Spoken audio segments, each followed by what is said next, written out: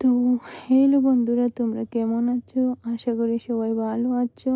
তো আজ আমাদের ঘরে পূজা দিলাম, যেটা হলো আমাদের বাড়িতে সবাই দে আজকের দিনে কর্ম ঠাকুরের পূজা হয়। তো আজ সকাল 6টা থেকে উঠে সব কিছু কাজ করে ভগবানের ভোগ রান্না করলাম। তারপরে ফল টল কেটে সব কিছু সাজিয়ে ভগবানের পূজা দিলাম। তো বন্ধুরা, কেমন হলো বলো, আর তোমরা কে কে দিয়েছো বলো। তো কেমন হলো পূজাটা কমেন্টে বলো। তো সবাইকে বাই, ভালো থেকো। রাধে কৃষ্ণ, রাধে কৃষ্ণ।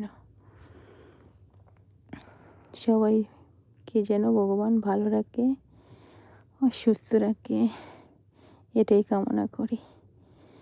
ওকে, বাই।